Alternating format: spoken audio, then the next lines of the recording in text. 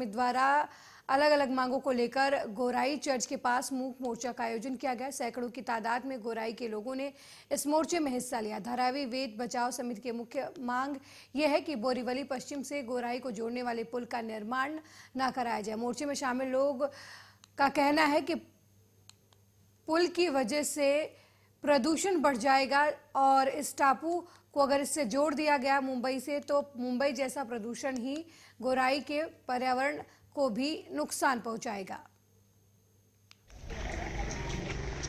विशेष करून सांगायचं वाटतं की हा मोर्चा कोणत्याही पॉलिटिकल लीडरने आयोजित केलेला नाही।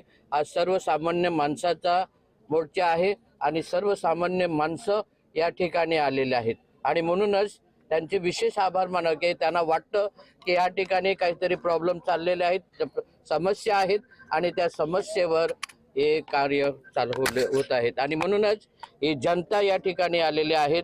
कोणाच्याही दबावाखाली आले नाहीत, कोणी पॉलिटिकल माणसाने मदत केलेली नाही आणि ही नॉन पॉलिटिकल अशा लीडर एक आग जली है कि अगर ये ब्रिज आएगा तो हमारे सब जो खेती है, शेतकरी लोग हैं या मच्छीमार लोग हैं, उनके सब जो जमीन है या कुछ भी व्यवसाय है वो सब नष्ट हो जाएंगे। हम भू माफिया नहीं है। हम सरकार को बोलना चाहते हैं कि हम जो इधर रहते हैं हम भू माफिया नहीं है। वो हम लोगों को भू माफिया बोलते हैं। हम भूमि पुत्र है। मेरी नानी परदादी मुझे पता नहीं कितनी पीढ़ियों से हम लोग इधर रह रहे। तो हम लोग सरकार तक ये बात पहुंचाना चाहते हैं कि हम लोग भू माफिया नहीं है। एक आग जली है।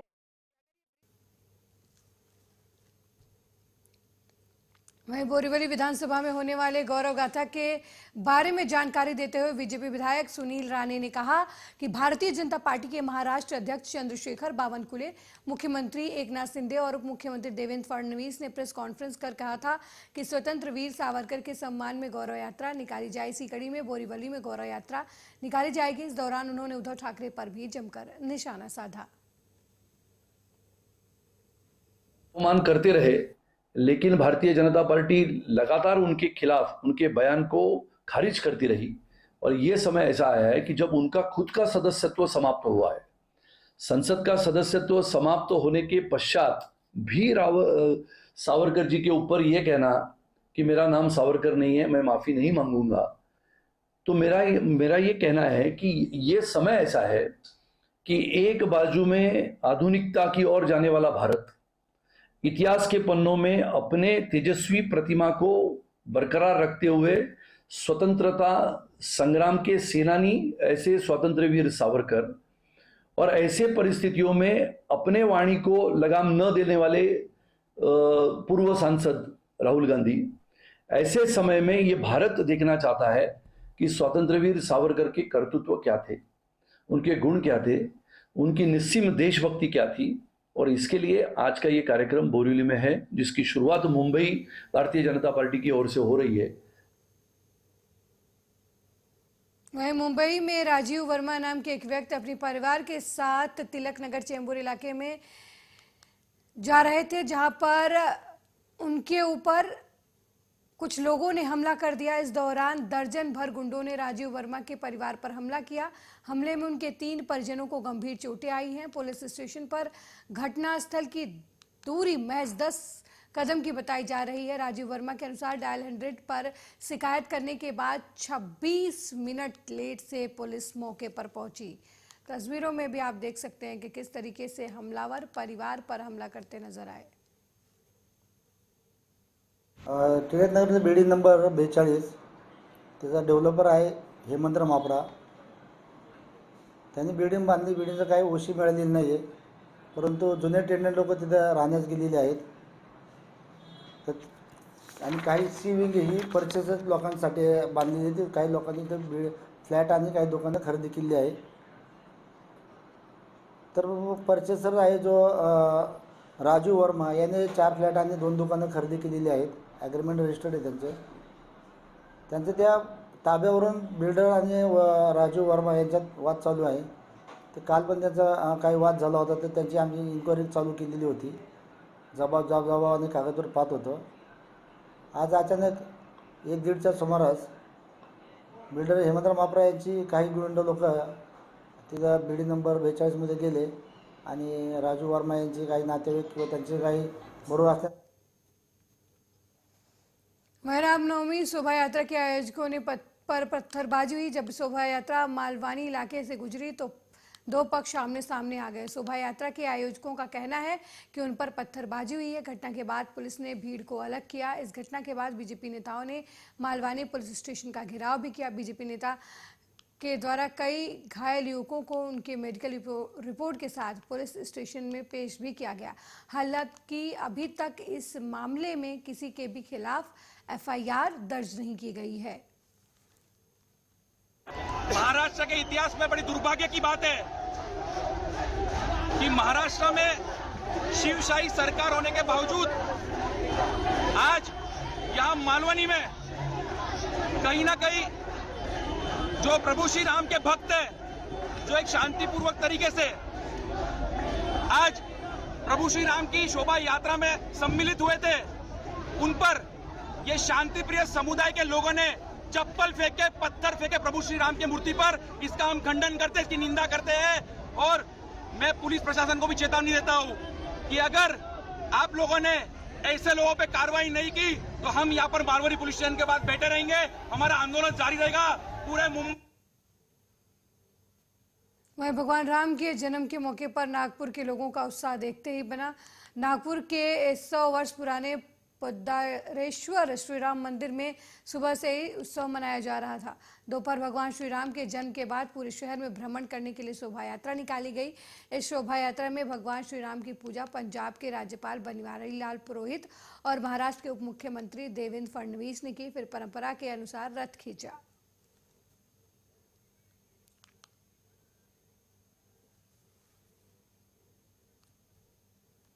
वहीं मुंबई के तिलक नगर पुलिस थाने में पुलिस ने एक डकैती मामले में 4 लोगों को गिरफ्तार किया है। तिलक नगर पुलिस थाने के क्षेत्र में 80,000 रुपए नकद लूटने का मामला सामने आया था, जिसके बाद पुलिस हरकत में आई और मात्र 4 घंटे के अंदर आरोपियों को गिरफ्तार कर लिया गया। 25 तारीख को एक डकैती का मामला सामने आया था तिलक नगर पुलिस स्टेशन में, जिसमें एक ग्रोसरी स्टोर वाले का टेम्पो और उसके साथ जो माल डिलीवरी करने के बाद में 80,000 रुपये जो मिले थे, उसको चाकू दिखा के 5 लोगों ने इसमें जो 80,000 रुपये और टेम्पो लूट के लेके गए थे। इस सिलसिले में तिलक नगर पुलिस स्टेशन ने विदिन 4 आवर्स 5 में से 4 एक्यूज को अरेस्ट किया। टेम्पो उसमें मिला और साथ में जो 80,000 गए थे उसमें से 72,000 रुपीज़। वहीं आपने राष्ट्रव्यापी मोदी हटाओ देश बचाओ अभियान शुरू किया है। आम आदमी पार्टी समेत पूरे मुंबई में आम आदमी पार्टी सार्वजनिक जगहों पर मोदी हटाओ देश बचाओ के पोस्टर लगाएगी। इसकी जानकारी देते हुए प्रीति शर्मा मेमन ने कहा कि ये इस देश के लोगों के लिए उठने का समय है। अगर इस अत्याचार के खिलाफ नहीं उठे तो आने वाली पीढ़ियां हमें माफ नहीं करेंगी। मोदी हटाओ, मोदी हटाओ।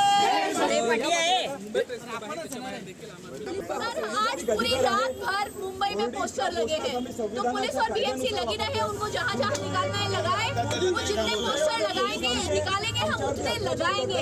ये देश को बचाने के लिए स्वतंत्र की लड़ाई है और हम लड़ेंगे। वहीं मुंबई गोरेगांव पश्चिम में 15 साल के लंबे इंतजार के बाद आखिरकार रामनवमी के दिन मीठा नगर अर्चना को हाउसिंग सोसाइटी के निवासियों को उनका पक्का मकान मिल गया। दरअसल साल 2008 में धनश्री डेवलपर्स को मीठा नगर अर्चना को हाउसिंग सोसाइटी में 36 फ्लैट सौंप कर पुनर्विकास परियोजना शुरू की गई थी, जबकि 2011 में सब कुछ ठीक चल रहा था। डेवलपर ने परियोजना बंद कर दी और सदस्यों को किराए का भुगतान भी बंद कर दिया। वहीं गोरेगांव में रुकी हुई परियोजना एकता सुप्रभात को 2017 में जज कथावाला की देखरेख में असमी ग्रुप के अजय डेढ़िया ने पूरा किया है। हो रही है जैसे राम ने भी 14 साल निकाले थे और हमको उनसे भी 1 साल ज़्यादा एक्स्ट्रा पूरा करना पड़ा, पर खुश है कि सब चाबी मिल रही है आज। और दुख भी है कि बहुत से लोग छोड़ के भी चले गए, पर उनका आशीर्वाद समझिए या फिर साथ में मिलके काम किया, उसके लिए अजय भाई डेढ़िया आसमी बिल्डकॉन, उनका हम लोग क्रेडिट पूरा उनका है। उन्होंने पूरा काम अच्छे से किया, उनके साथ उनकी टीम भी थी, सोम भाई करके, नीलेश भाई का उन्होंने बहुत हेल्प किया अपना। और पहले भी ऐसे पास्ट में मैंने 2 प्रोजेक्ट किए हैं ऐसे कंप्लीट, जो आधे में रुके हुए थे, बिल्डर लोग जो कोई कारण से नहीं कर पाए, तो हमने मतलब हमारी टीम ने पूरे काफ़ी मेहनत की इसके पीछे। पहले जो 2 प्रोजेक्ट में हमको एक एक्सपीरियंस मिल गया था कि इस टाइप के प्रोजेक्ट कैसे कंप्लीट करते हैं। बस उसी लाइन के ऊपर चल के सब लोग के साथ में, सब लोग को जो उम्मीद लेके आए थे हमारे पास कि आपने पहले भी ऐसे जो प्रोजेक्ट कंप्लीट किए, हमारा भी प्रोजेक्ट कंप्लीट करो। हम भी घर से बाहर है इतने टाइम से, और एक लोगों का एक घर खुद का होना और घर से बेघर होना, वो दुख।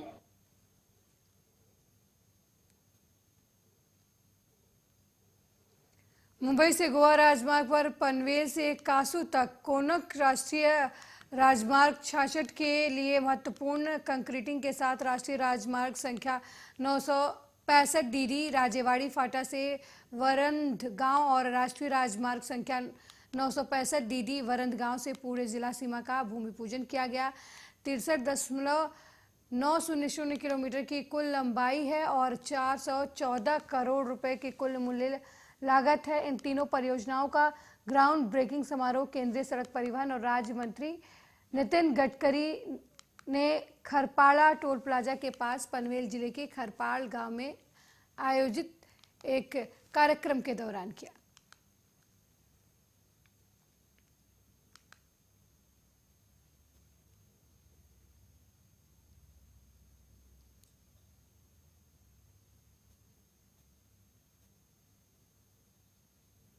वहीं पंजाब के जिला लुधियाना के शहर समराला में बर्थडे पार्टी के दौरान 2 युवकों को हवाई फायरिंग करना महंगा पड़ गया। पुलिस ने दोनों को गिरफ्तार कर लिया है। फायरिंग का सीसीटीवी वीडियो भी सामने आया है। इसकी जानकारी देते हुए डीएसपी वरियाम सिंह ने बताया कि पुलिस को देर रात सूचना मिली थी कि चावा रोड स्थित एक चिकन कॉर्नर के बाहर फायरिंग हुई है। पुलिस ने मौके पर जाकर जांच की तो पता चला कि कुछ युवक चिकन कॉर्नर में बर्थडे पार्टी कर रहे थे। इसी के बाद पार्टी में शामिल 2 युवकों ने हवाई फायरिंग कर दी। इस पर कार्रवाई करते हुए पुलिस ने जगदीप सिंह और गुरदीप लाल के खिलाफ मामला दर्ज कर उन्हें गिरफ्तार कर लिया। पुलिस ने इनके पास से 32 बोर की पिस्टल भी बरामद की है। 9 ਵਜੇ ਦੇ ਕਰੀਬ ਇੱਕ ਇਨਫੋਰਮੇਸ਼ਨ ਆਈ ਸੀ ਕਿ ਚਾਵਾ ਰੋਡ ਤੇ ਇੱਕ ਬਿੱਟੂ ਚਿਕਨ ਕਾਰਨਰ ਆ ਕਿ ਉਹਦੇ ਬਾਹਰ ਜਿਹੜੀ ਆ ਫਾਇਰਿੰਗ ਹੋਈ ਆ। ਤਾਂ ਉਸ ਗੱਲ ਨੂੰ ਲੈ ਕੇ ਸਾਡੇ ਮਾਨਯੋਗ ਐਸਐਸਪੀ ਸਾਹਿਬ ਦੇ ਵੀ ਮੈਨੂੰ ਤੇ ਐਸਐਚਓ ਨੂੰ ਨਿਸ਼ਾਦਰ ਦੇ ਆਏ ਸੀ, ਕਿਉਂਕਿ ਅੱਜ ਕੱਲ ਅਸਲਾ ਲੈ ਕੇ ਚੱਲਣ ਤੇ ਮਨਾਹੀ ਹੈ। ਪੰਜਾਬ ਦੇ ਵਿੱਚ 144 CRPC ਆਲਮੋਸਟ ਜ਼ਿਲ੍ਹਿਆਂ 'ਚ ਲੱਗੀ ਹੋਈ ਹੈ। ਤੇ ਜਦੋਂ ਜਿਹਨੂੰ ਆਪਾਂ ਧਾਰਾ 44 ਸ਼ਾਰਟ 'ਚ ਕਹਿ ਦਿੰਦੇ ਆ। वहीं मंदसौर जिले के भानपुरा थाना क्षेत्र के गांव कोटड़ी में एक शादीशुदा युवक ने 7 साल की नाबालिग बच्ची को अकेली पाकर उसे चॉकलेट का लालच देकर सुनसान जंगल में ले गया और नाबालिग बच्ची के साथ दुष्कर्म की घटना को अंजाम दिया। बाद में बालिका के परिजनों ने भानपुर के थाने में आरोपी अनिल के खिलाफ मामला दर्ज कराया। वहीं पुलिस ने इस मामले को गंभीरता से लेते हुए आरोपी को 24 घंटे के अंदर गिरफ्तार कर लिया। मामला नाबालिग लड़की का है, जो मेरे पास सुबह आई 4 से 5 बजे के आसपास। मैंने उसका पूरा परीक्षण किया है। कोटड़ी टैंक का ये मामला है जो भानपुरा के अंतर्गत आता है, और उसकी पूरी जांच की है, सारे डॉक्यूमेंट्स तैयार किए हैं, उसका पूरा परीक्षण अच्छे से किया है, और सब उसके जो भी स्लाइड स्वैप या जो भी है, जो हमारी सारी जानकारी है, मैंने पुलिस के हैंडओवर कर दी है। फॉरेंसिक रिपोर्ट आएगी, उसके बाद ही हम बता पाएंगे कि कैसे क्या। ये घटनाक्रम कल शाम की है। कोठड़ी गांव की एक नाबालिग बच्ची थी 6 साल की लगभग, उसके साथ उसके पड़ोसी एक व्यक्ति ने दुष्कर्म किया है, जिसके तहत सूचना मिलने पर थाने पर प्रकरण पंजीबद्ध किया गया है 363, 376 और पास्को एक्ट 3, 4, 5, 6 के अंतर्गत प्रकरण पंजीबद्ध किया गया है। अभी पुलिस टीम लगी हुई है उक्त विवेचना में, और साथ में आरोपी को राउंड अप करने का प्रयास जारी है। नई दिल्ली में बीजेपी पार्षद ने जबरन मीट की दुकान बंद करवाई। इसको लेकर ओवैसी ने ट्वीट किया है। अब ओवैसी के ट्वीट पर पार्षद ने जमकर पलटवार किया है। आपको बता दें कि उन्होंने कहा कि ओवैसी अपने हैदराबाद का ख्याल रखें। दिल्ली में हम चुने हुए हैं, प्रतिनिधि है। ओवैसी के पेट में दर्द क्यों? दरअसल पूर्वी दिल्ली में बीजेपी पार्षद रविंद्र सिंह नेगी का सोशल मीडिया पर एक वीडियो वायरल हो रहा है, जिसमें बीजेपी पार्षद इलाके में बनी मीट की दुकानों को बंद करवाते नजर आ रहे हैं और कह रहे हैं कि तब तक नवरात्रि नहीं खत्म हो जाती तब तक मीट की दुकान नहीं खुलेगी। इस वीडियो को ट्विटर हैंडल पर पोस्ट करते हुए AIMIM प्रमुख असदुद्दीन ओवैसी ने दिल्ली सरकार और केंद्र पर निशाना साधा, जिसके बाद बीजेपी पार्षद ने कहा कि दिल्ली के विनोद नगर वार्ड में 80% से ज्यादा आबादी हिंदुओं की है और आजकल दिल्ली में नवरात्रों का पावन पर्व चल रहा है। इसे लेकर मंदिर के पुजारी और स्थानीय निवासियों ने इन दुकानों को बंद करवाने का आग्रह किया था। उन्होंने हिंदुओं की आस्था को देखते हुए हिंदू आबादी में चल रही अवैध दुकानों को, मंदिर के आसपास चल रही मीट की दुकान मालिकों से निवेदन किया था कि नवरात्रि समाप्त होने तक दुकान को बंद रखें। उनका निवेदन विक्रेताओं ने मान लिया। नवरात्रि के पावन अवसर पर कुछ इलीगल दुकानें थी, जो मीट की इलीगल दुकानें खुली हुई थी हिंदू आबादी में। तो मुझे कुछ लोगों ने फोन किया कि इलीगल दुकानें हैं, तो मैं तुरंत गया। तो वहाँ मैंने इलीगल दुकानों को बोला, मैंने भाई यहाँ मीट खुले में आप नहीं बेचेंगे, यहाँ आजकल फास्ट चल रहे हैं लोगों के, आप किस तरह से यहाँ बेच रहे हैं? तो उन्होंने वो फटाफट हटे वहाँ से। और उसके बाद जो लीगल दुकान थी, जो मंदिरों के आसपास लीगल दुकान थी, उनको मैंने निवेदन किया हाथ जोड़ के। मैंने कहा भाई हिंदू आबादी में दुकानें हैं, 9 दिन के व्रत हैं लोगों के, अगर आप दुकानें बंद कर देंगे तो आपका बड़ी मेहरबानी होगी।